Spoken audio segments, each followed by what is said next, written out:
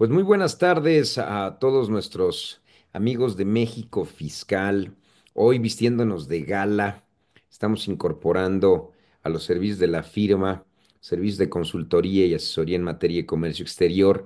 Y bueno, tenemos un invitado de lujo que se acaba de incorporar como asociado al equipo de México Fiscal, Ignacio Yáñez, quien nos estará platicando de la certificación que requerimos para no tener conflictos con el manejo del impuesto al valor agregado en materia de importaciones, para empresas de alto rendimiento en materia de exportación, para empresas de alto rendimiento en materia del intercambio de bienes, de la maquila en el comercio exterior y que, bueno, pues se vuelven icónicas para en general el país, toda vez que son las que nos ayudan a que la balanza comercial pues esté en los mejores números posibles, dadas las políticas que el gobierno impulsa año con año.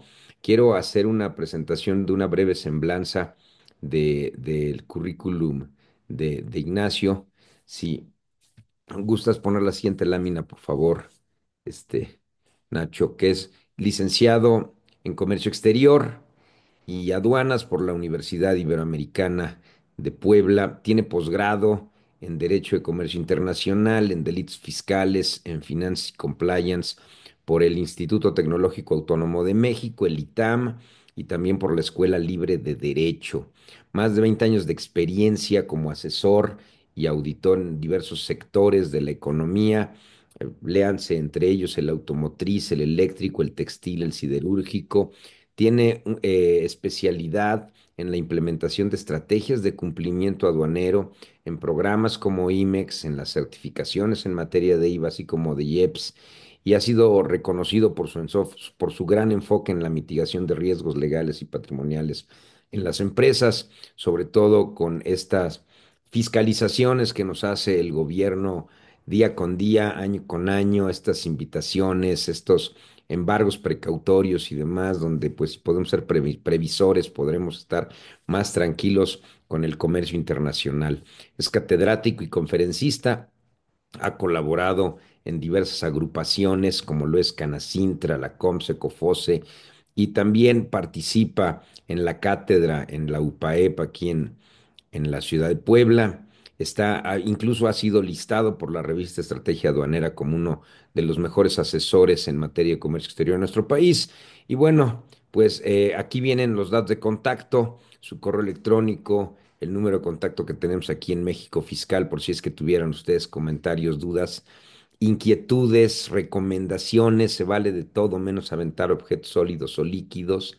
Como lo saben, pues siempre nosotros asiduos a buscar las respuestas para que puedan estar tranquilos en su día a día, en su haber cotidiano, en su tema laboral. Y como siempre, pues ofreciéndoles a todos aquellos que se conectaron, vamos a participarles un material que les haremos llegar de entrada por haberse conectado a nuestro evento, para nuestros próximos cursos, que viene uno de cierre anual para las empresas, viene otro de cierre de sueldos y salarios y vendrá uno de expectativas económicas y fiscales para el 2025, que si bien es cierto no hay reforma fiscal, pero hay expectativas fiscales importantes de las que platicaremos, el manejo de la inteligencia artificial en medios de fiscalización y demás para el próximo año, y que bueno, eso hará que puedan alcanzar su meta recaudatoria las autoridades para 2025. Quien quiera, pues ya de entrada por estar aquí tiene un 15% de descuento en nuestros próximos cursos, pero puede mejorar. Antes de que terminemos la plática, habrá la solicitud de que evalúen el curso, y si ustedes le dan clic a la liga que amablemente Toñito Casas, que es quien está detrás de los bártulos en el backstage, haciendo que se logren estos eventos en materia de tecnología, les tiene una sorpresa. Este descuento puede ser inclusive mayor si califican y evalúan nuestro evento. Entonces, pues agradecerles el que estén conectados, ofrecerles con mucho cariño estas posibilidades de descuentos para que su capacitación pueda ser lo mejor posible. Evidentemente tenemos aquí a un gran expositor y los que seguimos en la brega diaria y cotidiana en los demás cursos tratamos de llegar también a ese nivel de profesionalismo. Nachito, te dejo con tu público. Arráncate, por favor. Gracias, mi querido Manuel. Un fuerte abrazo, mi estimado Manuel. Gracias por esta oportunidad. Gracias a todos los invitados que nos acompañan el día de hoy. Pues sin mayor preámbulo, ¿no? Y gracias por la introducción. Vamos a platicar sobre este tema de la renovación para el registro en el esquema de certificación de empresas en la modalidad IVA EYEPS. Y antes de ya darle durísimo al tema técnico, me parece que es necesario aclararles que si durante la charla ustedes tienen alguna pregunta, alguna inquietud sobre lo que estamos platicando, pues por favor hagan uso del chat. Aquí voy a estar pendiente del mismo y evidentemente haremos lectura de las preguntas que ustedes estén formulando a fin de intentar atenderlas de manera inmediata, ¿no? Eh, Muy bien, bueno, en este orden de ideas. Es necesario nada más retomar un poquito de antecedentes, un poquito de background con relación al registro en el esquema de certificación de empresas en la modalidad IVA-IEPS. Un brevario cultural con relación a este tema es que desde el año 2016 ya somos RECE modalidad IVA-IEPS. Antes de esos años, cuando surgió originalmente la certificación, era simplemente certificación en materia de IVA e IEPS. Originalmente, esta certificación no dependía del artículo 100A de la ley aduanera. Originalmente surge per se del propio 28 de la ley del IVA y 15 del IEPS. Y en esta virtud, sus disposiciones reglamentarias, pues no dependían, insisto, del 100A de la ley. Esto sucede hasta el año 2016 que se crea el título séptimo de las reglas de comercio exterior del SAT. Y con ello, bueno, pues se reforma todo este articulado, razón por la cual hoy en día se habla siempre del registro en el esquema de certificación de empresas modalidad IVA e IEPS. Y es importante tener claro que dentro de este registro no solamente están las empresas IVA y IEPS, sino también las modalidades de comercializadora importadora, operador económico autorizado y socio comercial certificado, como bien lo señala la regla 711 de las Generales de Comercio Exterior.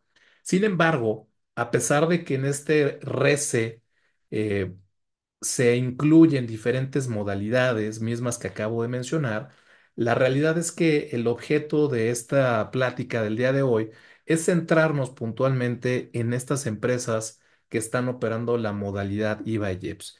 Y en esa virtud, bueno, pues mencionarles que recordarán, y si no, por eso es la charla, que el año pasado, 2023, tuvimos una reforma en la que esta certificación IVA-IEPS, que ustedes recordarán venía teniendo el rubro A, AA y AAA, que a la fecha lo tiene, pero que anteriormente tenían una vigencia de 1, 2 y 3 años respectivamente hablando. En esta virtud debemos ser muy claros en que ya no tienen esa vigencia de 1, 2 o 3 años, que ahora las vigencias son de 1 año. Sin embargo, es muy importante que siempre revises la resolución de tu última renovación, ¿vale? Es fundamental no solamente seguirle el paso a las modificaciones en las reglas de comercio exterior, sino también seguir muy pendientes de los términos bajo los cuales fue autorizada o en su caso renovada tu certificación, ¿vale? Muy importante. Porque puede ser que a pesar de que el año pasado tuvimos este cambio, bueno, pues a lo mejor todavía no te entra en vigor por alguna situación emitida en tu resolución. No, desafortunadamente, ya no se puede generalizar la situación de todas las empresas inscritas en el RES en la modalidad IVA-IEPS. No se puede generalizar. Siempre es muy importante atender el caso particular de cada empresa, ¿vale? Y sobre todo allegarnos de la información relacionada con tu autorización, ¿vale? Bueno, ¿qué debemos de cuidar con la renovación? Y por favor, tengámoslo muy claro. La GASE podrá renovar tu registro siempre que no se encuentren sujeto a un proceso de cancelación, ¿vale? Recordemos que hay un concepto denominado inicio de procedimiento de cancelación, que es lo que conocemos convencionalmente como la suspensión de tu certificación. Y esto se da para que tú tengas oportunidad de defenderte y presentar las pruebas y alegatos que a tu derecho convenga, pues para defender que sí estás en cumplimiento. Entonces, más adelante voy a abordar el tema de aquellas compañías que ahorita están viviendo un inicio de procedimiento de cancelación y que se avecina su próxima renovación, cosa que no van a poder realizar. Pero es muy importante que tengan en su radar los puntos claves al respecto, porque me parece una situación muy delicada, ya que las reglas no prevén un procedimiento en aquellos casos donde, habiendo subsanado la irregularidad de tu procedimiento de cancelación y interponiéndose tu proceso de renovación, si tú subsanas, no hay un procedimiento claro y previsto en las reglas que te establezcan cómo puedes renovarte, ¿vale? Entonces, más adelante, ya casi al final de la charla, lo estaremos platicando, pero de primera mano quiero que traigas en tu radar la cuestión de que sí procederá tu renovación mientras que no te encuentres sujeto a un procedimiento de cancelación. ¿Vale? Y bueno, presentes ante la ventanilla digital tu aviso de renovación. ¿En qué momento? Dentro de los 30 días previos al vencimiento. Y ojo que digo dentro de los 30 días previos al vencimiento, porque hay gente, ya nos ha tocado en años anteriores, que por ser extremadamente cumplidos, lo presentan antes de los 30 días previos de vencimiento al plazo de la vigencia. Y eso evidentemente te pone fuera de lugar de la posible renovación de tu certificación, ¿vale? Y ojo, nos constatan, nos piden que declaremos bajo protesta de decir verdad que las circunstancias bajo las cuales les otorgaron la certificación no han variado y que continúan cumpliendo con los requisitos que ustedes inherentemente adquirieron al haberles autorizado su certificación. Entonces, aquí hay unos temas muy interesantes porque comúnmente hacemos el proceso de renovación sin ni siquiera haber verificado que realmente hayamos constatado que cumplimos con todos esos requisitos que originalmente nos comprometimos a cumplir. Y ahorita vamos a hacer un breve repaso en algunas siguientes láminas de cuál es ese compliance que debemos de estar teniendo en el radar, de que supuestamente estamos cumpliendo de manera permanente, ¿vale? Vamos a ver si es cierto. Y uno de los puntos que me parecen con la reciente reforma al anexo 24 y también la propia regla 711 en su fracción 14, que se dio con la segunda resolución de modificaciones a las reglas, pues tenemos una situación potencialmente riesgosa, ¿no? Que es que para efectos de que se puedan renovar las empresas RECE en la modalidad IVALLEPS, pues no tengan saldos vencidos, ¿vale? Al amparo de su crédito fiscal. Entonces, ojo, que no tenga saldos vencidos a la fecha de la presentación de tu solicitud. Y aquí quiero hacer una nota, señores. ¿Ustedes por qué creen que no hubo prórroga? ¿Ustedes por qué creen que es el ímpetu de la autoridad para tener acceso a la información de ustedes, a la información de sus controles de inventarios? Porque es la única forma de poder validar esta situación. Señores, estamos en la antesala de una limpieza masiva de empresas certificadas. Sin lugar a duda. A principios del siguiente año van a empezar los inicios de procedimientos de cancelación de las certificaciones, porque no es una, somos muchas las que tenemos problemas de saldos vencidos. En algunos será negligencia, en algunos otros es imposibilidad por tramitar algún permiso previo, alguna regulación no arancelaria que en este momento sea imposible de cumplir.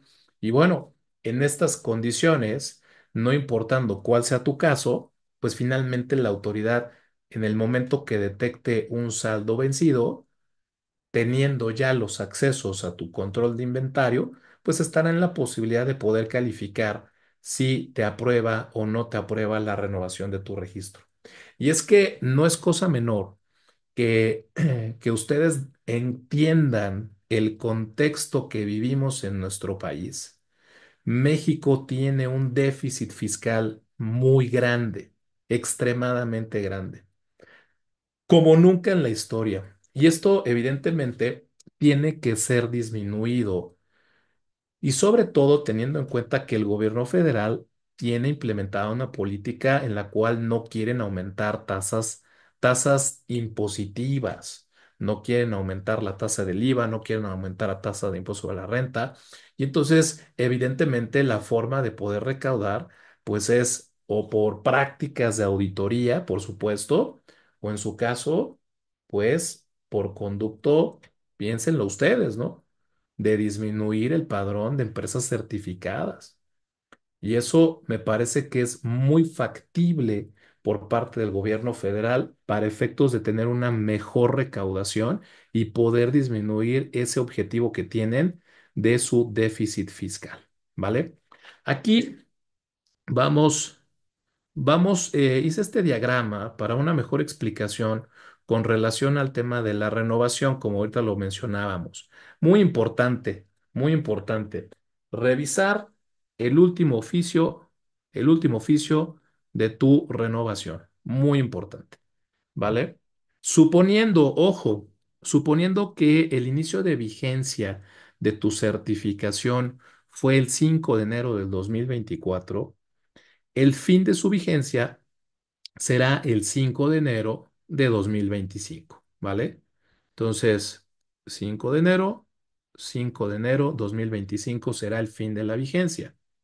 Debemos de contar 30 días hábiles previos, ¿vale? Esto debe de ser ya más o menos la penúltima, última semana del mes de noviembre aproximadamente, tomando en consideración que aproximadamente las últimas 2 semanas del mes de diciembre prácticamente es el periodo vacacional del SAT.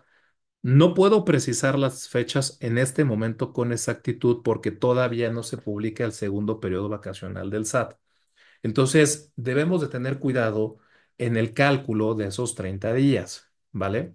Entonces, podríamos estar en una zona bastante segura en la primera y segunda semana del mes de diciembre para efectos de programar nuestra renovación en el RECE modalidad IVA-IEPS, ¿vale? Datos muy importantes. El registro se va a tener por renovado de manera automática al día hábil siguiente a la fecha del acuse de recepción del aviso, ¿vale? Pero se comenzará a computar el plazo a partir del día hábil siguiente, ¿sale? Del fin de la vigencia. Entonces, ¿cuándo va a empezar a computarse el plazo de mi nueva vigencia? Al día hábil siguiente, que será el 5 de enero de 2024. Este es un ejemplo. Quiero ser muy enfático. Este es un ejemplo. ¿Por qué? Porque tú tienes que revisar tu oficio de tu última renovación. ¿Vale? No te vayas a fiar de la presentación, ¿vale? Tienes que revisar tu oficio de tu última renovación para que puedas ver perfectamente cuál es el inicio de tu vigencia y puedas calcular el fin de tu vigencia y no tengas algún inconveniente en el cálculo de los plazos y las fechas. Ojo, señores, ojo.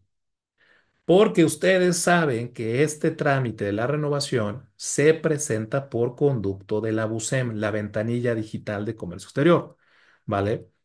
Y ya hemos tenido experiencias de compañías que llegan hechas un mar de lágrimas con nosotros a principios de enero, diciéndonos que hicieron su solicitud de renovación en la última semana del mes de diciembre.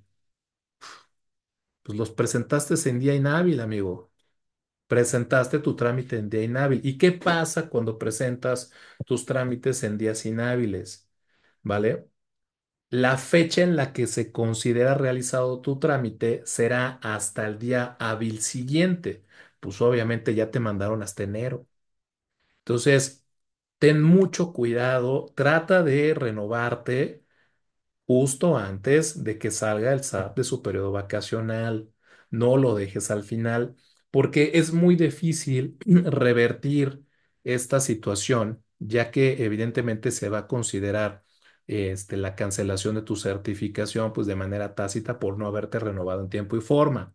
Tendrías el derecho, por supuesto, de renovar, perdón, de solicitar tu certificación nuevamente, pero la realidad es que es volver a empezar y hoy por hoy obtener una certificación en materia de IVA y EPS es un tema bastante complicado. Hoy por hoy las compañías incluso podrían llegar a valorar cuál es el valor intangible de su certificación de IVA y sería un importe muy representativo. Es una licencia que podríamos considerar básicamente un activo de la propia empresa, ¿no? Entonces, tómenlo mucho en cuenta. Ojo también para las personas que nos están escuchando y que no tienen el horario del centro del país porque evidentemente principalmente el tema de las horas son horas del centro, ¿vale? Son horas del centro. Entonces, por ejemplo, si hoy tú estás en Tijuana, según yo, corríjanme, ustedes traen 2 horas menos que nosotros. Entonces, eh, si a mí en el centro ya son las 6 de la tarde, ¿sale? Para ti van a ser las 4 de la tarde.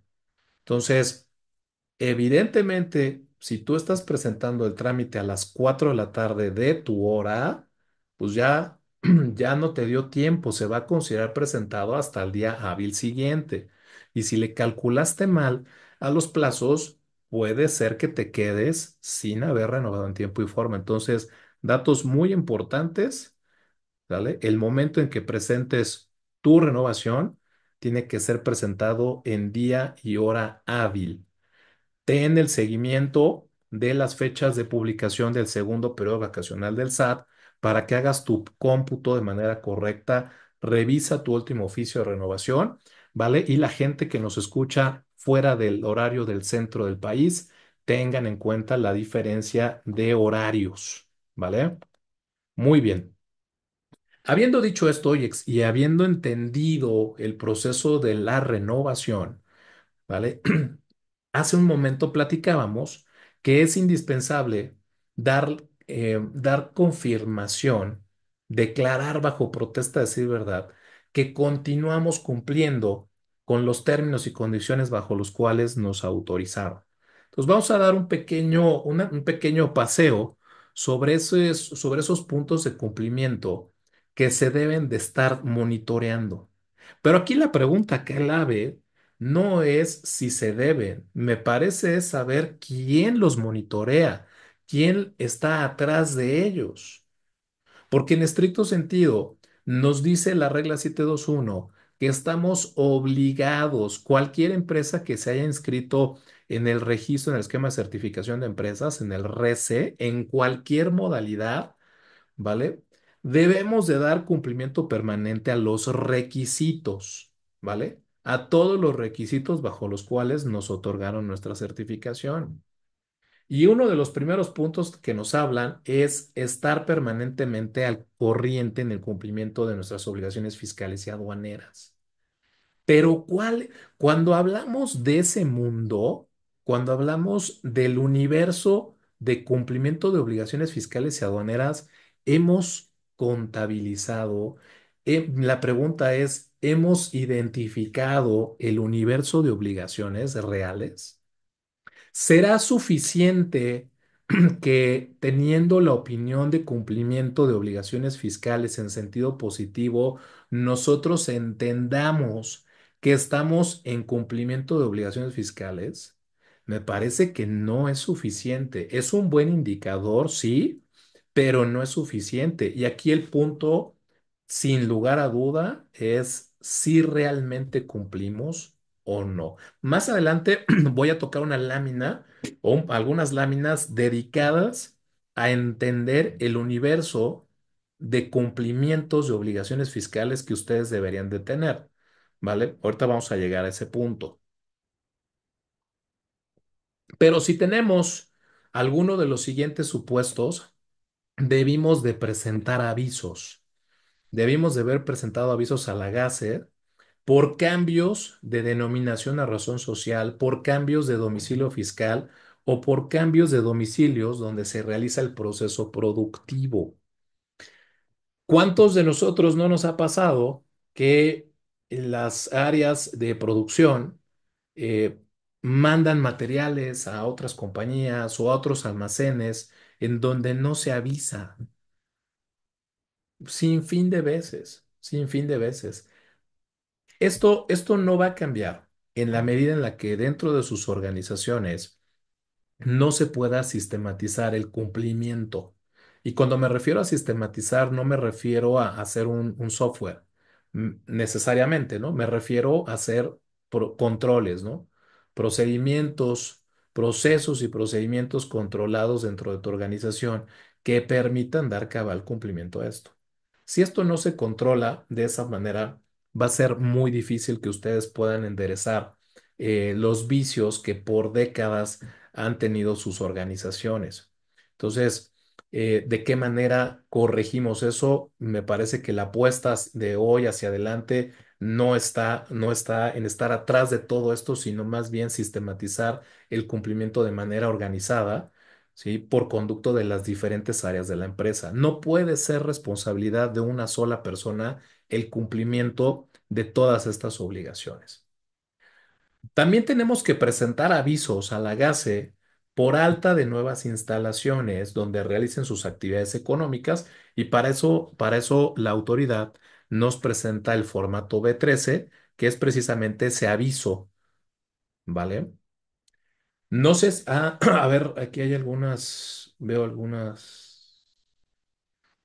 Buenas tardes, aquí veo algunas preguntas. Gracias. Buenas tardes. ¿Aplica también para depósitos fiscales el cual tenga saldos vencidos y se corra el riesgo la no certificación?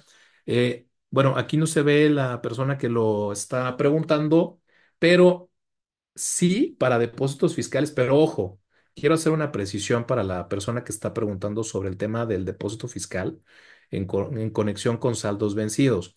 Solo y siempre y cuando se trate de la modalidad de industria terminal automotriz. Recordemos que el régimen de depósito fiscal tiene varias modalidades, ¿no? El almacén general de depósito, el duty free, la industria terminal automotriz. Entonces, esto aplicaría sí, siempre y cuando se tratara del depósito fiscal de industria terminal automotriz. Y luego vuelven a preguntar, ¿y si se habilita el botón de renovación antes de la publicación de vacaciones y por esos días cometí la renovación con más de 30 días? Claro, por supuesto, ¿no? Lo comentábamos hace un momento. Tú en tu extrema diligencia este, quieres cumplir con tu renovación antes de los 30 días, ¿no? Porque tú te aventuraste sin saber cuáles eran las fechas del periodo vacacional y con eso, una vez que se dan a conocer, te das cuenta que el cálculo estuvo mal y ya la presentaste, pues ya, olvidemos la certificación. Aquí, insisto, me parece que una zona de control, una zona de donde tú puedes sentirte muy cómodo, me parece que podrían ser las dos semanas previas o las dos primeras semanas del mes de diciembre. Y quiero aclarar algo, ¿vale? Estoy generalizando un poquito en la inteligencia de que la mayoría de las empresas inscritas como certificadas en materia de IVAYEPS eh, tienen su periodo de renovación precisamente en esta época del año. No digo que todas, pero me parece que un gran porcentaje sí tienen su momento de renovación ahorita a finales de año. Entonces, por eso la importancia de este tema y de anticiparnos a este momento de la renovación y que ustedes traigan estos puntos muy claros, ¿no? Compartirles experiencias de otras empresas que hemos atendido, muy desafortunadas, para que ustedes prevengan, para que ustedes se anticipen, ¿vale? Y puedan tomar decisiones de los momentos idóneos. Pero uno de los puntos claves, como les mencionaba hace rato, es revisa tu resolución en la que te renovaron la última ocasión, ¿vale? Muy importante. Muy bien, si gustan igual de seguir dejando sus preguntas, adelante, sin ningún problema. Aquí nos las comparten y trato de irlas desahogando sobre la marcha, ¿vale? Muy bien. Otros aspectos de cumplimiento, ¿no? Relativos a la presentación de aviso. Casos de fusiones o escisiones. Digo, en los últimos años ha habido ya un poquito más de trabas, ¿no? Que le pone la autoridad a las empresas que llevan a cabo fusiones o escisiones, porque a lo largo de estos últimos años han detectado que este tipo de estrategias empresariales, pues en algunas ocasiones son utilizadas para disminuir su carga impositiva o para evadir alguna responsabilidad tributaria. Entonces, ya no tan fácilmente te autorizan este tipo de procedimientos. Sin embargo, en el caso de que existiera este tipo de actividad y tu proceso de fusión o fusión se llevara a cabo, pues bueno, hay que tomar en cuenta diversas aristas cuando alguna de estas compañías está inscrita en el RECE, ¿no? Principalmente en modalidad de IVALLEPS. Hago un paréntesis, una nota, también vuelven aquí a preguntar. Si mi renovación vence el 5 de enero de 2025, ¿debo presentar la renovación la primera semana de diciembre o última de noviembre? Economía aún no publica su periodo vacacional. Bueno, datos muy importantes aquí. En el ejemplo del 5 de enero, ¿vale? Que me están señalando que es el que utilicé yo en la lámina hace un momento. Primer dato que quiero que tengas muy claro es que este trámite de la renovación de la certificación no tiene nada que ver con la Secretaría de Economía. Eso muy importante, ¿vale? No me gustaría que sucediera la publicación de días inhábiles de Economía y del SAT y tú te guiaras por las de Economía. Sería un error fatal, ¿no? Porque en una de esas son diferentes y bueno, tu cómputo saldría erróneo, ¿no? Entonces, dato muy importante es que tú tienes que observar el periodo vacacional que publique el Servicio de Administración Tributaria, ¿vale? Entonces, más o menos, insisto, más o menos, si tu vigencia de la certificación actual vence el 5 de enero del 2025, mi recomendación como una safe zone para efectos de poder proyectar el momento idóneo de presentar tu renovación podría ser la primera o la segunda semana del mes de diciembre, aproximadamente, ¿vale? Pero insisto, es responsabilidad de cada uno de ustedes verificar su oficio de renovación y hacer el cálculo debido para efectos del cómputo del plazo de los 30 días y así lo presentes dentro de los 30 días. Y sin lugar a duda estamos hablando de días hábiles, siempre días hábiles, a excepción cuando la ley o alguna disposición prevea de manera expresa que se trate de días naturales. Este no es el caso. ¿Sí? Las reglas son muy puntuales, entonces son 30 días hábiles previos a la conclusión de tu vigencia, ¿vale? Entonces, por favor, tengamos ahí mucho cuidado. Perfecto, muy bien. Ya dimos respuesta a estas preguntas en tiempo real. Entonces, si necesitan algo más, me lo comentan aquí por el chat, con muchísimo gusto. Regresando al tema de fusiones o escisiones, vamos a ver en esta regla 721 las diferentes opciones que ofrecen para diferentes supuestos, porque como resultado de una fusión o escisión pueden subsistir y pueden eliminarse compañías, algunas de ellas con RECE, algunas no, Y bueno, puede haber un sinfín de combinaciones. Entonces, en esta regla 721 nos van a explicar ese tipo de situaciones. Por ejemplo, si tu empresa está viviendo un supuesto de fusión-escisión, hay que presentar avisos. Y el primer supuesto que nos hablan es cuando en una misma modalidad subsistan una de estas empresas, ¿no? Siendo dos o más empresas que estuvieran todas inscritas en el RC, bueno, la que subsista deberá de dar aviso del formato B13 dentro de los 10 días posteriores a que hayan quedado inscritos los acuerdos de fusión o escisión en el Registro Público de Comercio. El segundo supuesto, cuando resulte una nueva sociedad extinguiéndose una o más empresas con RECE y la empresa que resulte de la fusión o escisión deberá de presentar una solicitud nueva. O sea, en la inteligencia de que esta sociedad que resulta no tiene RECE y las otras que desaparecen sí tenían, pues bueno, pues la que está subsistiendo que no tiene RECE tiene que hacer su solicitud como cualquier mortal. ¿Vale? Y bueno, en este tipo de supuestos podemos identificar varios escenarios, no son los únicos, S- ¿vale? Cuatro, permitir en todo momento el acceso de la autoridad aduanera para la inspección de supervisión sobre el cumplimiento del RC, ¿vale? Que aquí hay datos muy interesantes porque en la práctica, pues sin duda, ustedes durante el 2023 estoy casi seguro que debieron haber experimentado diversas visitas. 2023 fue un año muy intenso en visitas de verificación de cumplimiento de obligaciones de la certificación. Entonces, sin lugar a dudas, la autoridad se dio cuenta de los grandes volúmenes de incumplimiento que traen diversas compañías y en esa virtud, pues hoy, como consecuencia de esas masivas visitas de inspección, pues vinieron estas reformas en la segunda resolución de modificaciones a las reglas 2024. ¿Vale?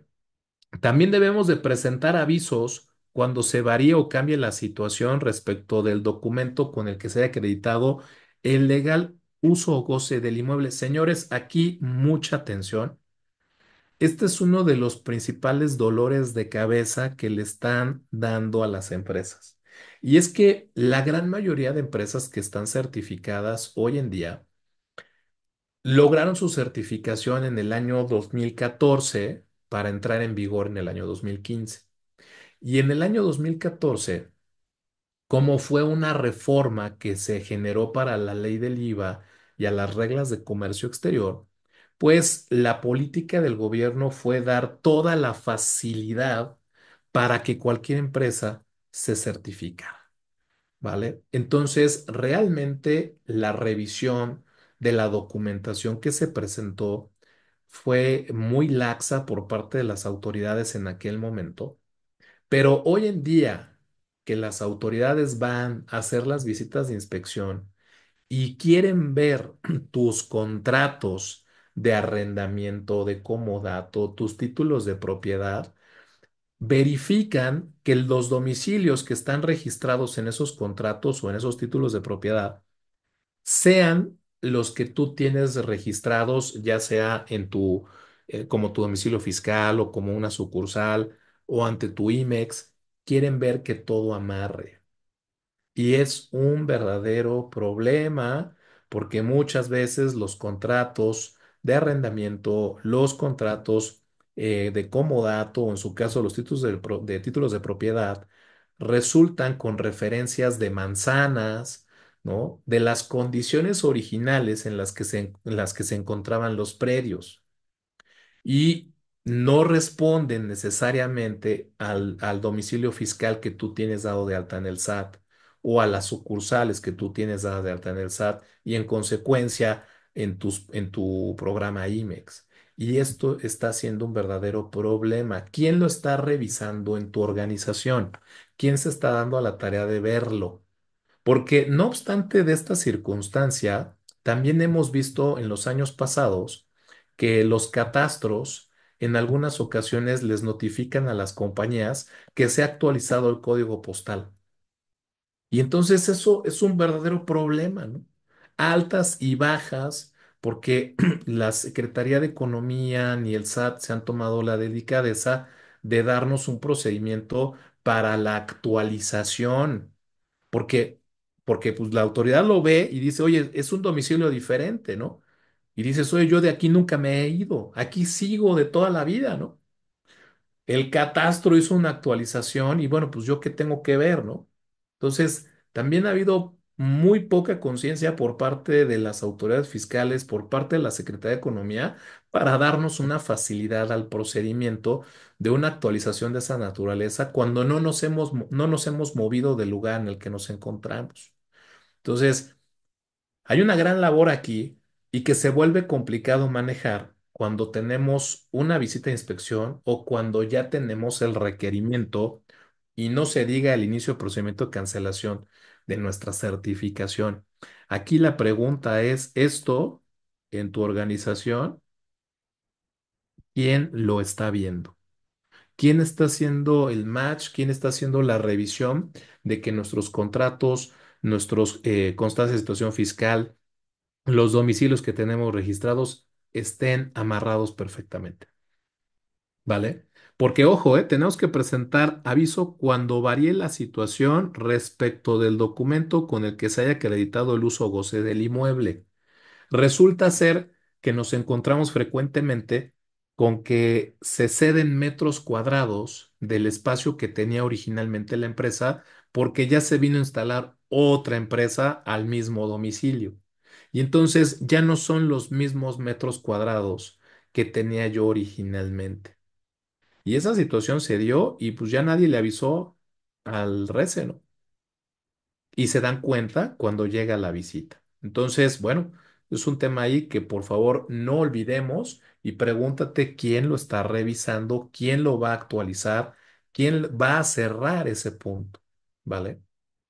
No olvidemos también otras obligaciones que tenemos que se tratan de los reportes mensuales por medio de la ventanilla de comercio exterior por modificaciones de socios o accionistas, de representante legal con facultades para actos de dominio, única y exclusivamente representantes legales con facultades para actos de dominio. Aquí tenemos, en este segundo punto, tenemos un tema muy interesante porque no todos los representantes legales tienen este tipo de poderes, ¿vale? Sin lugar a duda, son facultades exclusivas de los socios o accionistas. Pero en algunas empresas llega a pasar que siendo diferentes los representantes legales de los accionistas de la empresa, pues se dan ciertas facultades, comúnmente actos de administración, ¿no? Pleitos y cobranzas, etcétera, pero no es común que den actos de dominio, sobre todo si el representante legal es una persona diferente a la asamblea de accionistas. ¿Vale? Entonces, aquí hay que tener mucho cuidado porque suele pasar que hay cambios de representantes legales que sí tenían actos de dominio y llega el nuevo representante legal y no tiene facultades para actos de dominio. Entonces, tendrías que dar de baja al primero y no puedes dar de alta al nuevo en tanto no tenga los actos de dominio, cosa que se va a emproblemar muy seguramente con los accionistas porque no les gusta a los accionistas pues dar actos de dominio en virtud de que esto podría, pues básicamente pones a disposición de esta persona, del representante legal, pues todo el dominio de la empresa y eso no es algo bastante bueno para los accionistas, ¿vale? Entonces ahí pueden salir algunos temas controversiales para informar las modificaciones, ¿no? También modificación de los integrantes de la administración de la empresa, ¿no? Los gerentes, modificaciones de clientes. Sí presentamos, sí presentamos las modificaciones de clientes, de proveedores en el extranjero, de proveedores nacionales. Es común ver que luego se les van estos modificaciones y esto tiene que ser cada mes, cada mes, cada mes, cada mes, cada mes, ¿vale? Ojo con la vigencia de los contratos también. Hay que acreditar que sigamos contando con el legal uso o goce del inmueble. Luego no les renuevan o se les olvida renovar los contratos. Entonces, ojo con eso. Estar al corriente en el pago de obreras, de cuotas obrero patronales. Esta certificación ya también está velando por el cumplimiento de obligaciones de carácter patronal. Entonces, vale mucho la pena también involucrar a nuestra gente de recursos humanos, de nóminas, que nos aseguren el debido cumplimiento de esto. Transmitir los informes de descargos de los destinos aduaneros al anexo 30 a través del portal del SAT, siempre con estatus de válido, ¿vale? Ustedes, aquí hay algunas preguntas que están surgiendo. Denme un segundo, por favor. Muchas gracias por sus preguntas, ¿vale? Todas estas enriquecen el proceso. Muy bien, Cristian, mucho gusto, Cristian, muy buenas tardes. Nos comentas, cuando una empresa es certificada que no declaró ante la autoridad que pretendía importar mercancía sensible, que señala en su penúltimo párrafo 712 para aquellas empresas que hayan obtenido su registro en escala de certificación de empresas en la modalidad IVA-IEPS, sin haber declarado que realizan o realizarán importaciones temporales de mercancías de las fracciones 2 del decreto IMEX y o del 28 de las reglas, y éstas no hayan cumplido con los requisitos establecidos en el apartado de la presente regla, no podrán importar dichas mercancías al amparo de su registro.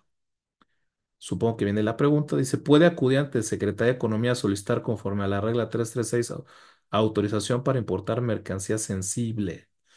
Mi estimado Cristian, ahí te va. Es muy importante nuevamente tener que segmentar dos perspectivas, dos caras. Ojo, datos muy importantes, Cristian. Por un lado tienes a la Secretaría de Economía y por otro lado vas a tener al Servicio de Administración Tributaria. Tu pregunta está relacionada con reglas de comercio exterior del SAT. Si tú, cuando fuiste a solicitar tu certificación de IVA, tú no cumpliste con los requisitos específicos de la certificación de IVA para importar mercancías sensibles, ¿vale? No te es dado, no tienes el derecho, ¿sale? De poder ir por una regla de la Secretaría de Economía porque no son competencia de la materia. ¿Vale? Entonces, si a ti, si a ti lo que son momentos, mi estimado Cristian, momentos. Tú en este momento estás muy seguramente ya certificado en materia de IVA-IEPS, pero no puedes importar sensibles porque no cumpliste los requisitos específicos de las reglas del SAT. Entonces dices, bueno, a ver, quiero importar, mi necesidad está en la importación de materiales sensibles, aceros, aluminios, perfecto, ¿vale? Entonces, si tú quieres hacer eso, ¿vale? Importarlo bajo el régimen temporal, vas a tener que ir sí con la Secretaría de Economía, pero para pedir una ampliación a tu programa IMEX a fin de poder importar temporalmente materiales sensibles. ¿Vale? Pero si en el momento que a ti te autorizaran esta ampliación a tu programa IMEX, ¿vale? Aunque tengas la certificación de IVA, ¿sale? La importación temporal que llevaras a cabo tendría que pagar impuesto al valor agregado. Recordemos, Cristian, que el beneficio de la certificación en materia de IVA tiene que ver, tiene que ver con el acceso al crédito fiscal del impuesto al valor agregado. ¿Sí? La certificación no nos elimina la carga tributaria, ¿sale? Simplemente nos da ahorro en flujo efectivo porque es el SAT quien nos presta el dinero para pagar el IVA de importación, ¿vale? Entonces, si tu objetivo, insisto, resumiendo el punto, Cris, si tu objetivo es importar materiales sensibles y en este momento no hiciste y no pretendes hacer el trámite de la certificación, pues sí, la opción es ir con Secretaría de Economía hacer el trámite, ¿vale? Para que puedas importar temporalmente, pero ojo, en tanto no tengas el trámite especial del SAT, tu importación temporal tendría que pagar impuesto al valor agregado. Espero haberte dado un poquito de luz al respecto, mi estimado Chris. Luego me vuelves a preguntar, para aquellas empresas que no son SIVA, ¿se pueden apegar a la regla 432, garantía del pago de contribuciones por la importación temporal señaladas en el anexo 2 del decreto IMEX? Sin embargo, la Secretaría de Economía no ha emitido la regla tal y como lo dispone es el tránsito quinto, la empresa de importación de mercancías sensibles al amparo de su IMEX. 432 es una regla que no ha entrado en vigor y nunca entrará en vigor. Es una aberración esa regla, ¿sale? Porque esa regla intenta regular el pago de impuesto general de importación en el régimen de importación temporal como una obligación a modo de como se hace en las IVAYEPS. Pues esa regla está muerta, nació muerta y seguirá muerta toda la vida. No tiene nada que hacer ahí. Pero bueno, pues, la verdad es que le ha dado miedo a la secretaria, al SAT quitarla. Me parece que no entienden por qué la pusieron. Tiene años ahí y nunca, nunca va a entrar en vigor esa regla. Para hacerlo tendrían que reformar incluso la ley aduanera para obligar al régimen de importación temporal con programa IMEX a que pague el impuesto general de importación. Hoy es un derecho, hoy es un derecho, hoy es una posibilidad, es optativo, porque el derecho que tienen las empresas IMEX al importar temporalmente es el diferimiento del arancel. Entonces, esa regla 432 de las generales de comercio exterior veo muy remoto que en algún momento se llegue a publicar, así que es inoperante, no le veo tema. Carlos Ortiz, muy buenas tardes, Carlos. Hola, tengo un nuevo proveedor virtual en noviembre que por regla lo tengo que avisar a la CIVA en diciembre, pero interviene con la renovación. Son procesos independientes, mi estimado Carlos. Son procesos independientes que tendrán que correr de manera paralela a cada uno de ellos. ¿Vale? Entonces, puede darse el caso que tú presentes antes el aviso que el momento en que hagas tu renovación y no tiene ningún inconveniente. Son procesos independientes, pero ambos de cumplimiento, ¿vale? Sin ningún tema. Bueno, entonces, así las cosas. Si hay algún otro punto que se requiera aclarar, con todo gusto, estamos a la orden. Gracias por sus preguntas. Bien, luego Carlos, no, ya quedó. Bien, entonces continuamos con la presentación. Aquí vamos a abordar estos puntos. Esto es la base de cualquier empresa certificada en materia de IVA, ¿sale? Esta es la base que deberíamos estar monitoreando de cumplimiento. Esto está en la regla 711 de las Generales de Comercio Exterior. Traté de sintetizar lo más posible el universo de todos los puntos que nos piden estar monitoreando. Y te decía yo hace un momento, oye, debemos de estar al corriente en el cumplimiento de obligaciones fiscales. ¿Qué es eso? O sea, ¿cómo yo sé que estoy al corriente en el cumplimiento de obligaciones fiscales? Porque recibí mi opinión de cumplimiento en sentido positivo. Vamos a ver qué implica esto. Vamos a ver qué implica esto. Por conducto de la regla 2136 de la miscelánea fiscal, a fin de que la autoridad nos emita la opinión de cumplimiento de obligaciones fiscales, eh, es que esta autoridad estará monitoreando que ustedes se hayan inscrito en el RFC, que la clave de su RFC esté activa, que hayan presentado las declaraciones anuales del impuesto sobre la renta correspondientes a los últimos 4 ejercicios. Van a verificar que cuentan con la presentación de los pagos provisionales del impuesto sobre la renta y retenciones también de impuesto sobre la renta por sueldos y salarios, así como los pagos definitivos de IVA, IEPS y la DIOT correspondiente, tanto el ejercicio en que lo solicita como en los últimos 4 ejercicios. Si te fijas, si te fijas, vas viendo que son puros cumplimientos de forma, no de fondo, que hayas presentado, que cuentes, ¿vale? Que no tengas diferencias entre tus FDIs y lo manifestado en tus declaraciones. Hasta aquí, esta evaluación que se hace del cumplimiento de obligaciones fiscales por conducto de la opinión positiva son puros cumplimientos de forma como ustedes lo están viendo. Oye, pudiera estar mal el fondo, pudiera estar mal, bueno, pues eso es otro tema, ¿no? Entonces, no nos perdamos de vista, ¿vale?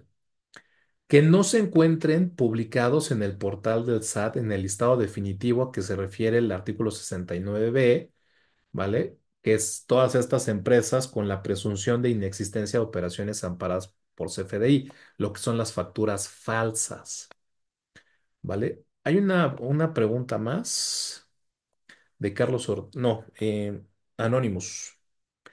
Eh, hago un paréntesis, por favor, para la pregunta.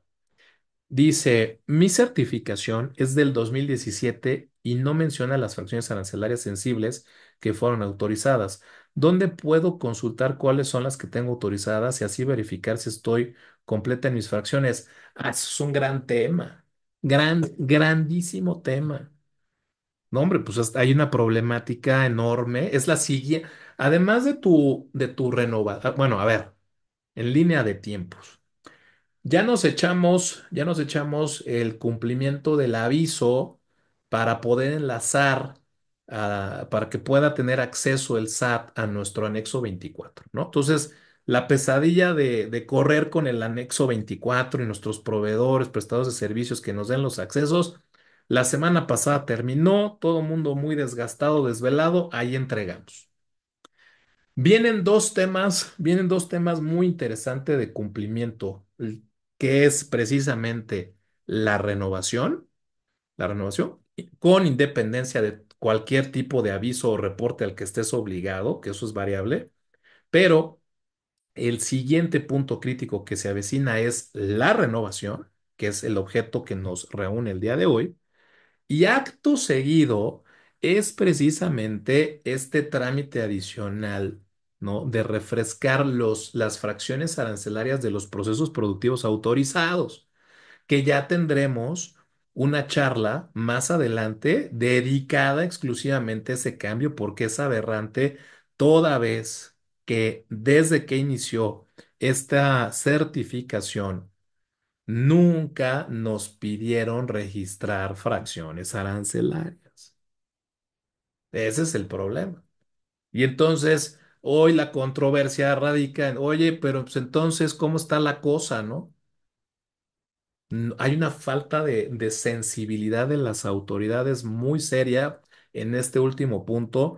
Digo, no puedo ver el nombre de la persona que hizo la pregunta, sin embargo, vamos a dar una charla en las siguientes semanas ex profeso de ese tema, que es el siguiente punto crítico al que se van a enfrentar arrancando el 225 y que va a ser crucial la toma de decisiones, por supuesto. ¿Vale? Pero sí, definitivamente tienes toda la razón. No hay forma de consultarlas porque nunca las pidieron, ¿vale? Entonces, ya les platicaremos de algunas alternativas de lo que hemos estado pensando para ustedes a fin de poder atender este siguiente punto crítico que será fundamental atender arrancando 225 sin lugar a duda, ¿vale? Eh, seguimos. Gracias por sus preguntas. Son muy valiosas, no solamente para mí, también para, supongo, las demás personas del foro, ¿vale? ¿Qué otros elementos se están buscando acreditar para el tema de la continuidad del cumplimiento? Pues aquellos casos de compañías que no tengan créditos fiscales firmes o exigibles. Todos estos que te listo son supuestos bajo los cuales la autoridad verifica a fin de emitir la opinión de cumplimiento de obligaciones fiscales en sentido positivo de cada uno de ustedes. Es un listado bastante extenso, ¿vale? Y evidentemente ustedes tendrían que estar atentos a esto. Por aquí también tenemos Ah, perdón. Otro de los temas que nos piden cumplimiento permanente, tener personal registrado en el IMSS, no estar listado, no estar listado en ninguno de las, valga la redundancia, de las listas del artículo 69. Cuáles son esos listados? Listado de personas que tengan a su cargo créditos fiscales firmes, que tengan créditos fiscales determinados, exigibles y no pagados o garantizados, estar inscritos en el RFC y ser considerados no localizados. Todos esos son puntos de cumplimiento que hay que estar verificando. ¿Quién los hace? ¿Quién los está monitoreando? ¿Vale? Aquí te dejo al pie de página la liga donde aparecen precisamente todos estos listados. Tú los puedes descargar. Prácticamente están actualizados al mes inmediato anterior. Entonces, tienes información pública del SAT, ¿vale? Y ahí está la liga para que puedas consultarlos. Todas las personas que están ahí listadas. Contar con certificados de sellos digitales vigentes. Aquí también me parece algo muy importante porque ya hemos atendido compañías que le suspenden sus sellos digitales y es el tema del sello digital es como el padrón de importadores. O sea, tiene el mismo efecto. Anulan tu maniobrabilidad, tu continuidad operativa. Porque con el padrón de importadores no puedes importar, ¿no? Si te lo suspenden.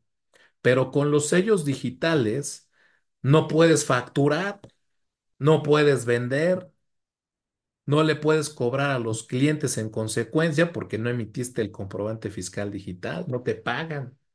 Entonces, es un tema también un poquito de situación complicada. ¿Por qué nos pueden suspender los sellos digitales? Porque se omitieron declaraciones fiscales. En tu organización, ¿quién atiende ese cumplimiento, no? Por no estar localizados, ¿vale? Por tener un domicilio fiscal irregular, por operaciones inexistentes, inconsistencias en declaraciones, porque tienes medios de contactos incorrectos en tu buzón tributario, por infracciones fiscales relacionadas con tu RFC, con la presentación de declaraciones o con no llevar contabilidad. Son de ese tipo de supuestos que podrían generar la suspensión de tus sellos digitales. Todo eso es el compliance en materia fiscal. Y bueno, no se diga estos cumplimientos para las empresas certificadas doble y triple A que además traen otro tipo de compliance que tienen que estar monitoreando, ¿vale? 713 de las reglas generales de comercio exterior. Ojo con las devoluciones. Ojo con las devoluciones de IVA. Si tu organización es de las que pide devoluciones de IVA, tenemos que estar monitoreando un umbral, ¿sale? En un periodo de 6 meses, que no nos estén rechazando un monto superior a 5 millones de pesos en devoluciones de IVA. En empresas grandes, 5 millones de pesos es nada, ¿vale? Entonces, ojo con esto, porque el incumplimiento también nos lleva a un motivo de requerimiento o cancelación, ¿vale? Lo mismo sucede con las triple A, ¿vale? Con las triple A. Bueno. Esto fue un brevario cultural, un súper resumen del universo de cumplimientos que debemos de estar monitoreando. De eso se trata nuestra charla el día de hoy. O sea, no solamente abordar el tema de la renovación, sino también un poquito refrescar el tema del compliance que se debe estar monitoreando de manera permanente y tocar el tema muy importante del impacto de un inicio de procedimiento de cancelación en el proceso de la renovación, que aquí ya hay muchas empresas ahorita terminando el año. Tenemos ya varios asuntos que estamos llevando de compañías a las que se les inició un inicio de procedimiento de cancelación. Bien, por qué me pueden llegar a notificar un inicio de procedimiento de cancelación? Bueno, se pudo haber detonado de manera inicial con un requerimiento, el cual no hubiera sido atendido de manera correcta, y en consecuencia, pues el Servicio de Administración Tributaria detonara el inicio del procedimiento de cancelación de nuestra certificación. Y en este orden de ideas, bueno, pues aquí te comparto un pequeño ejemplo de una compañía que se le detonó su IPC en atención a no cumplir con todo lo que se requiere acreditar como parte de la infraestructura, ¿no? Entonces aquí el motivo del oficio que le llega a la compañía es que se inicia un IPC, da los antecedentes, ¿no? Que en algún momento se le requirió a la empresa, que se le dieron 20 días hábiles, que le dieron la oportunidad de presentar información, ¿vale? Para desvirtuar, etcétera, a fin de que acreditara que cuenta con la infraestructura. Perfecto. Sin embargo, el Servicio de Administración Tributaria le hace algunas observaciones a la compañía y, bueno, le dice que se identificó que fue omisa en presentar documentación con la que acredita que cuenta con la infraestructura necesaria para llevar a cabo el proceso productivo. ¿Vale? Entonces, pues bueno, le resuelve iniciar su procedimiento de cancelación, le da un plazo de 10 días para la presentación de pruebas y en su defecto alegatos que a su derecho convenga y le expresa muy puntualmente qué es lo que quiere ver para efectos de subsanar la irregularidad. Recordemos que en el inicio del procedimiento de cancelación, nuestra certificación se suspende. Suspenden sus efectos, suspenden sus beneficios y es un problema. Si en algún momento te llegan a notificar el inicio del procedimiento de cancelación de tu certificación, paso número uno, paso número uno es si eres una empresa que recibe mediante operaciones virtuales, en ese mismo día tienes que cerrar tu pedimento virtual, porque no lo vas a poder cerrar después, ¿vale? Esto definitivamente no está previsto en las reglas, pero sí llega a ser un súper inconveniente, ¿vale? Necesitas cerrar los pedimentos virtuales en ese mismo momento, porque no los vas a poder cerrar al día siguiente. Y evidentemente yo sé que la continuidad de la presión que vas a tener para continuar con las operaciones va a ser inmensa. ¿Vale? Porque se va a alterar la continuidad del negocio. A pesar de que no esté cancelada de manera definitiva, un IPC tiene el mismo efecto. Vas a sentir prácticamente lo mismo. Porque sobre todo en aquellos casos donde traes mercancías sensibles, como aceros, como aluminios, etcétera, necesitas tener el plan B. No puedes, no, si tú eres una empresa que trae materiales sensibles con IMEX y con tu certificación de IVA, tú tienes que contar con un plan B, ¿vale? No puedes andar así porque los inicios de procedimiento de cancelación pueden llegar en cualquier momento y no te avisan, ¿vale? Los datos importantes. 722 procedimientos de requerimiento. 724 inicio de procedimiento de cancelación. Y también 724 lo que sucede ya una vez que se resuelve la cancelación definitiva, ¿vale? Entonces, en 722 vamos a poder ubicar las razones por las cuales se detonan requerimientos, ¿vale? Para lo cual las autoridades les podrán otorgar 20 días para subsanar o desvirtuar la inconsistencia.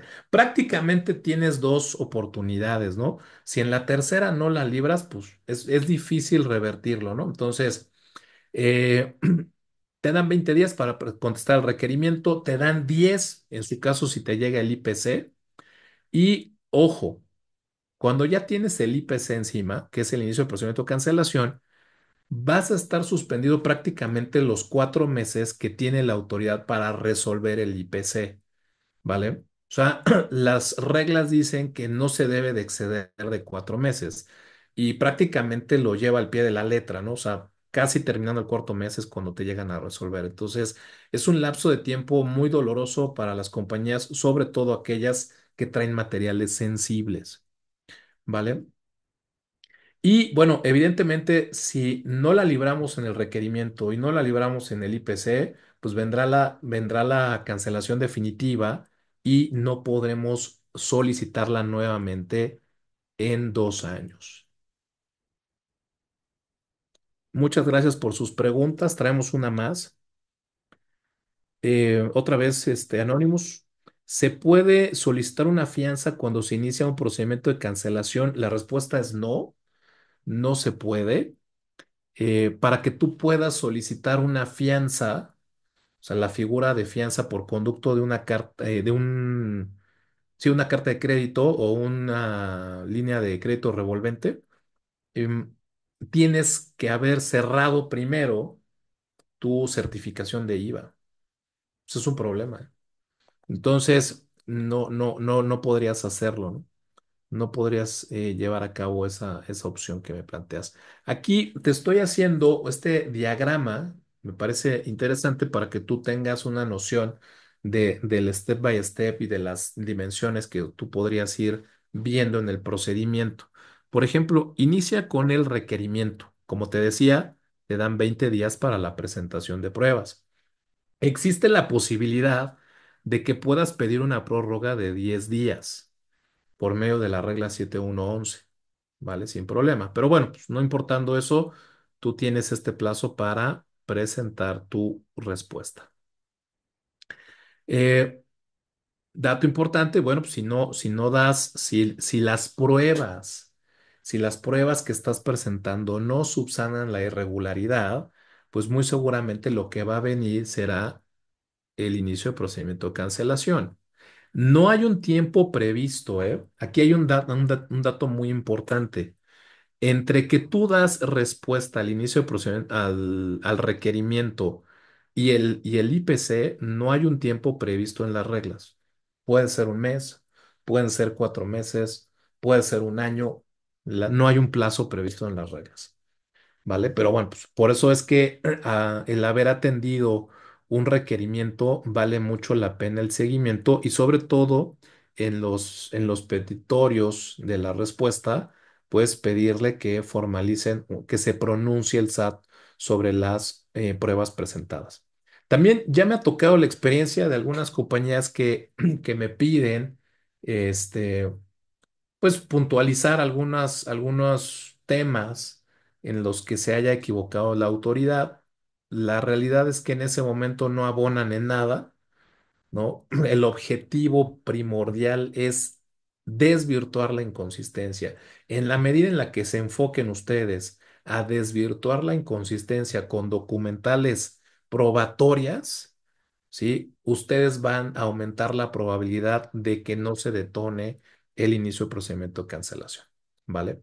Pero si ya te detonaron el inicio del procedimiento de cancelación, te comentaba que es el efecto de la suspensión, ¿no? Y que nos van a dar 10 días para la presentación de pruebas, ¿vale? Cabe la posibilidad de volver a pedir una ampliación de plazo de otros 10 días para efectos de dar respuesta al IPC. ¿Vale? Y bueno, pues la autoridad tiene este plazo de 4 meses para emitir su resolución, la cual puede ser positiva, ¿no? Para restaurar la certificación o en su caso para cancelarla definitivamente. Y aquí hay un dato muy importante. Si por alguna razón te llegan a cancelar la certificación, aquí hay un periodo de días muy, muy interesante. 60 días, 60 días, y estos sí son naturales. Aquí la regla es expresa y te dice, tienes 60 días naturales contados a partir de la notificación del oficio de cancelación para darle un tratamiento aduanero y llevar a cabo los informes de descargos al anexo 30. Ojo, aquí durante este momento,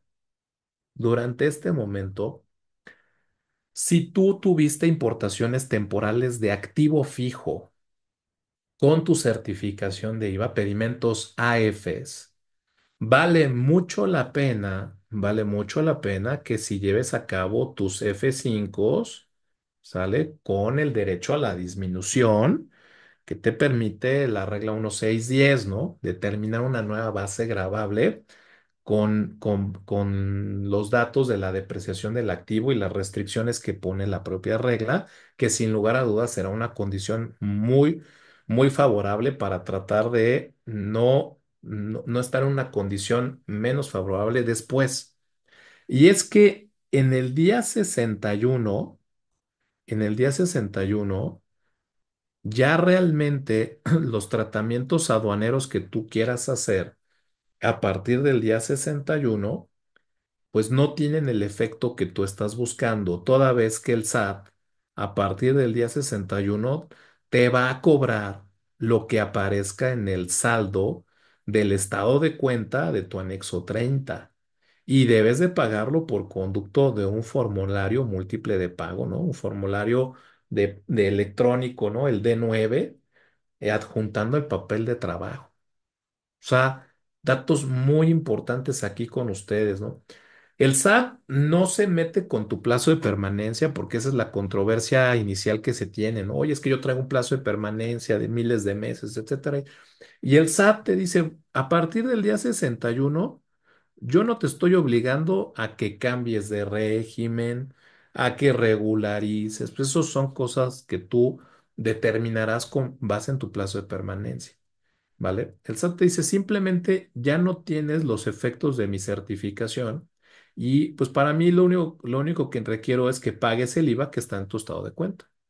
No necesito que hagas un F5, no necesito que hagas un F4, no necesito que hagas nada de eso, ¿sale? Simplemente, simplemente págame mediante este formulario y se acabó el asunto, ¿no? Págame lo que me debes. O sea, hay que tener mucho cuidado y no se nos olvide que no podríamos pedir nuestra certificación hasta después de 2 años.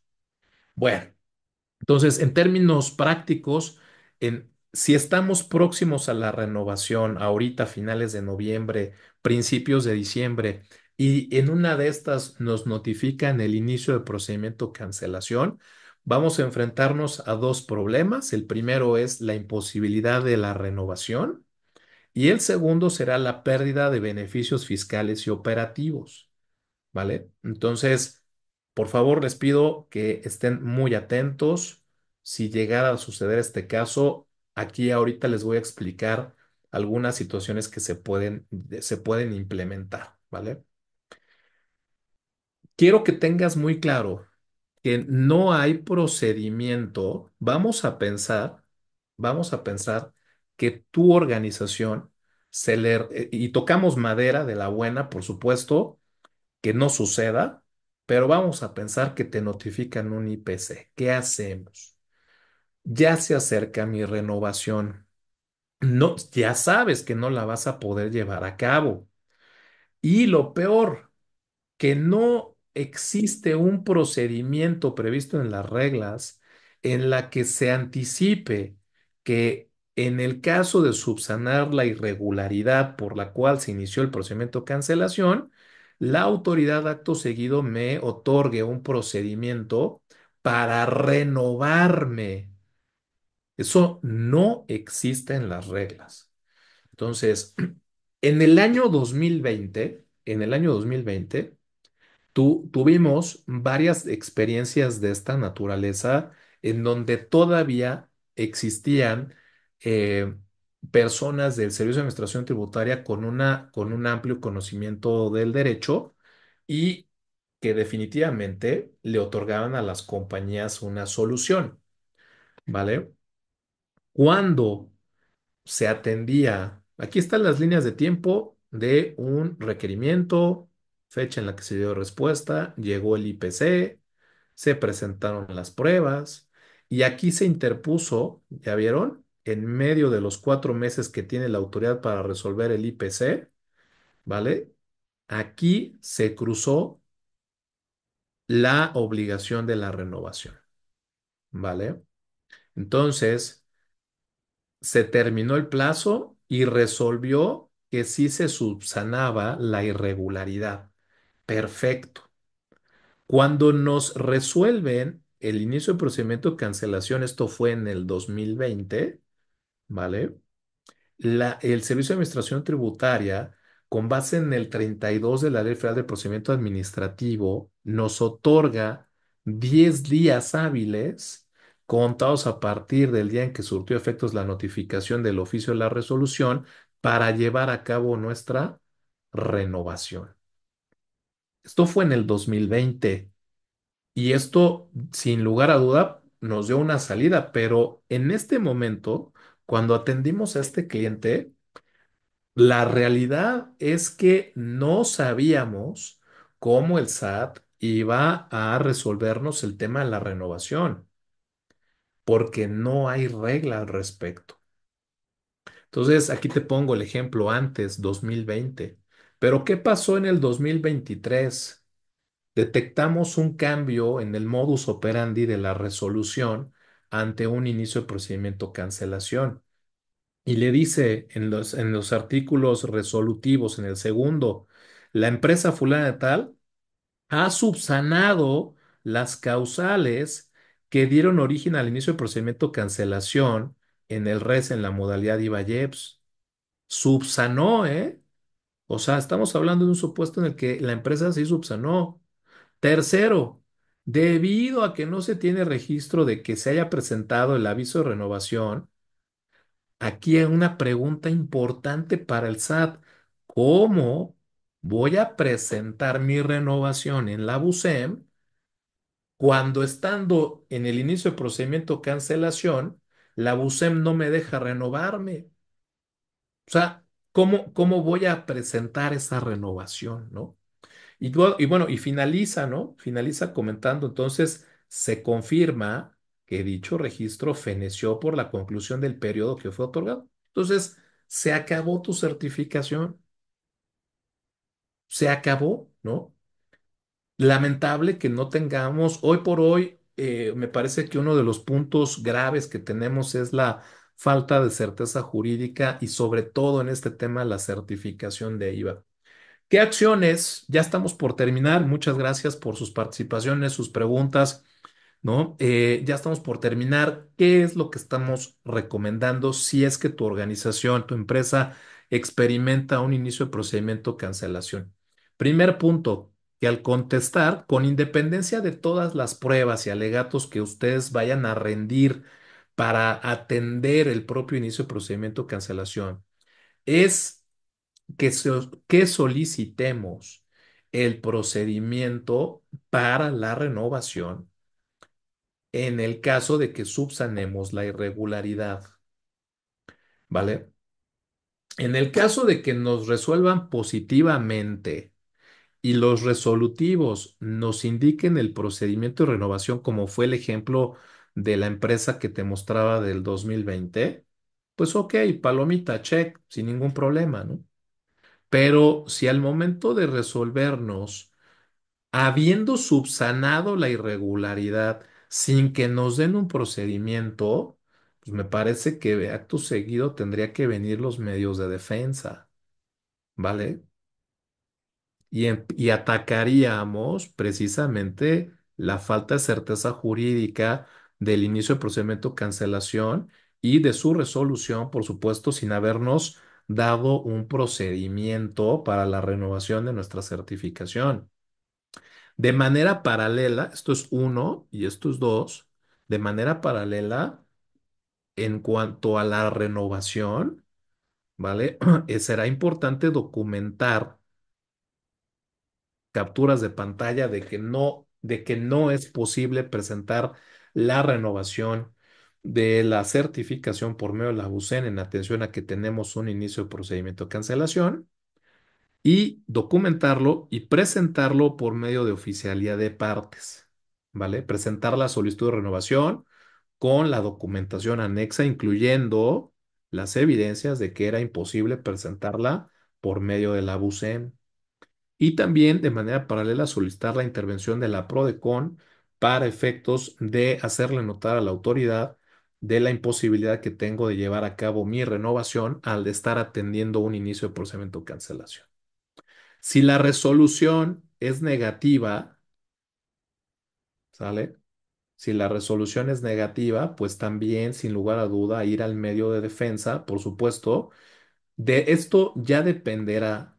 de los tiempos en los que se vayan resolviendo, ya sea el IPC o ya sea esta petición que hacemos de la renovación por medio de oficialía de partes, ¿no? Dependiendo de los momentos en los que se den, pues estaríamos ante la posibilidad de establecer algún medio de defensa o no, ¿va? Y bueno, pues muchísimas gracias por todas sus atenciones, por sus preguntas. Nosotros estaremos ofreciendo nuestros servicios relacionados con la gestoría, con los servicios de consultoría y auditoría y nuestros servicios legales y de manera muy puntual para llevar a cabo ya sea sus procesos de renovación, ya sea la propia gestión integral de la renovación con toda la auditoría del cumplimiento de obligaciones fiscales, por supuesto. Eh, También estaremos en la posibilidad, si es que hay empresas OEA que nos acompañan, por supuesto, para hacer la revisión anual de sus perfiles de seguridad. No olviden actualizar sus procedimientos para el tema del perfil, el estándar correspondiente a operación aduanera, de manera muy particular al tema del anexo 24. Por supuesto que estaremos ofreciendo nuestros servicios legales en el caso de que tengan un inicio de procedimiento de cancelación, pues estamos preparados para ayudarles a atender este tipo de situaciones. Les dejo mi contacto, aquí pueden digitalizar el código de barras QR, me pueden seguir por medio de mi cuenta de LinkedIn. Estamos publicando varios artículos relacionados con estas modificaciones, con estos cambios. El último que publicamos precisamente relacionado con la incertidumbre jurídica del anexo 24, apartado C. Con todo gusto, échenle un ojito. Estoy a sus órdenes. Muchísimas gracias por atender este importante webinar